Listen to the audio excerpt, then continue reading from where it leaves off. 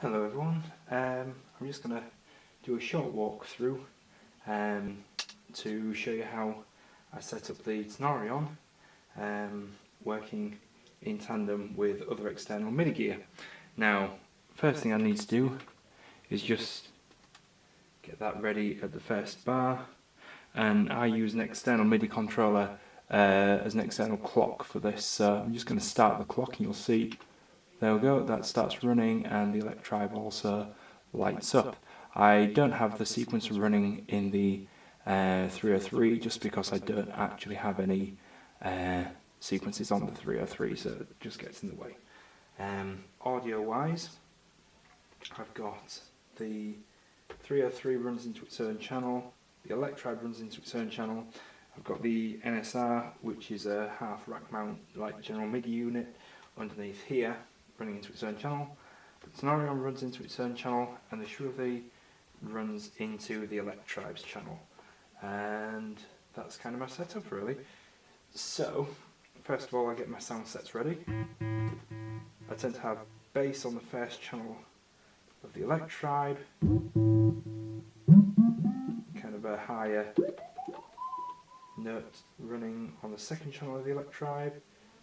The 303, although it can be used for polyphonic stuff, if I don't need any drums, I tend to use for the rhythm kits. And the Shruti, I will just pick one of the lower bass. So, now obviously on the Tenori-on you've got your different channels. So I have it so that channel 1 is connecting to the 303, channel 2 is connecting to the electribe on MIDI channel 2, MIDI channel 3 is the second electribe part, MIDI channel 4 is the Shruti, MIDI channel 5 I actually transpose. This is the Mark of the Unicorn MTP-AV, which is like a MIDI filter and router box. I use that to transpose that back to channel 1 just because it makes it easier for this NSR unit to run in channel 1, so it's easier to sort of just spin the wheel and get straight to the preset that I want rather than have to navigate to channel 5. And channel 6, I actually have that one as another layer of the 303 just because I like to have access to both the bounce mode and the tracker mode. So that's all set up and running, and if I just start by loading in a simple kick drum, that's obviously coming through there. And you can alter all this in real time if I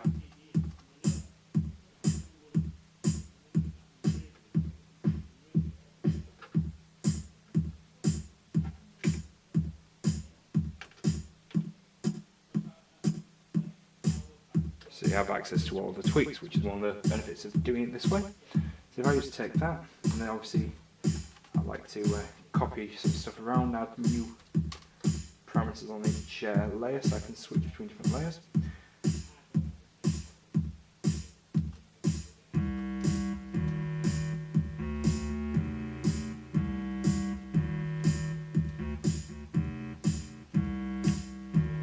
I like to get a nice snappy thing on the bass there.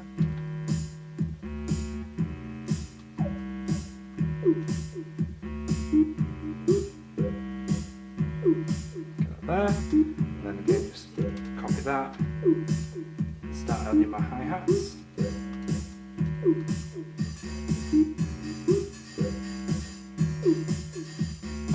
One thing that is a little bit unfortunate is if I use the programming here for a typical drum beat, which obviously normally on a Tenori-on you would pick one of these bottom patches. The problem there is that it doesn't correlate with the MC303's drum map, which is a shame. It's something I'd like to get around. I'm looking at ways to transpose that data, just because these channels, if you've noticed, the 3, user 1, user 2 and user 3 are the only ones that you can have silent, and they're the only ones that you can have they're the only ones that you can have, sorry, I was turning down whilst we're talking. They're the only 3 patches that don't change when you transpose, because transposing can be a problem, because like for instance, if I just switch back to normal patch,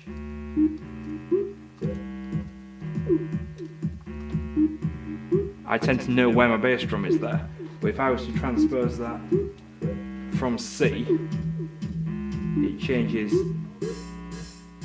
depending on where I put it, which is a bit of a problem. Now, like I say, you can normally, if you can map your drums, you can get around that by using these user 1, 2 and 3, because then it doesn't matter how much transposing I do, they always stay with the same MIDI notes.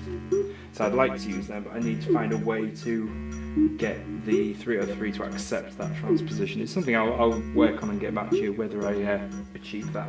But anyway, for now, I tend to just park that on any and just not transpose too much.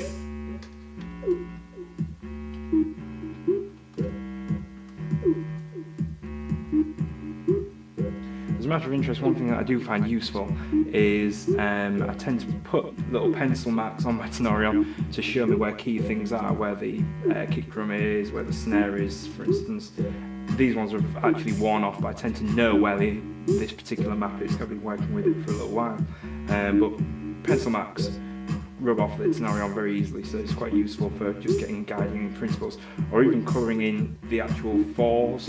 So if you have working in groups of 4s, you've got 4 bars of 4, it can be quite useful to use a pencil just to colour in those squares. Just a learning tip, obviously it might make the Tenori-on look a bit funny, but I don't mind about that. I'll show you the idea of having 2 layers mapped to this. For instance, this layer is mapped here. I've got another one mapped on channel 6, which is this one.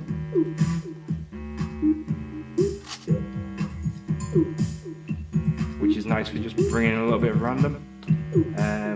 Obviously you need some kind of filter like the MIDI timepiece here to do that. Just stop that.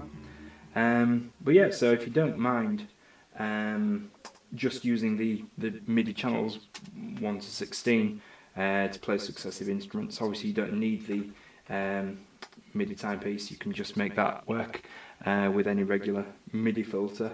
MIDI. What's the word? The opposite of a merger. MIDI through. So like a 1 in 4 out would let you access 4. You could choose layers 1 to 4 or whatever. The other thing that I do have to do is I pan hard left and hard right. If I want things to be used from the actual Tenori-on itself, I pan it hard left.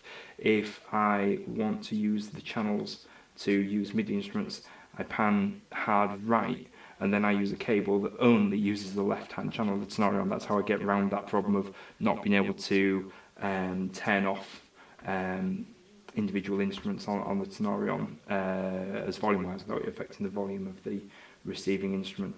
But again, that's some data that within the route you probably could actually get around and mute it on the MIDI timepiece.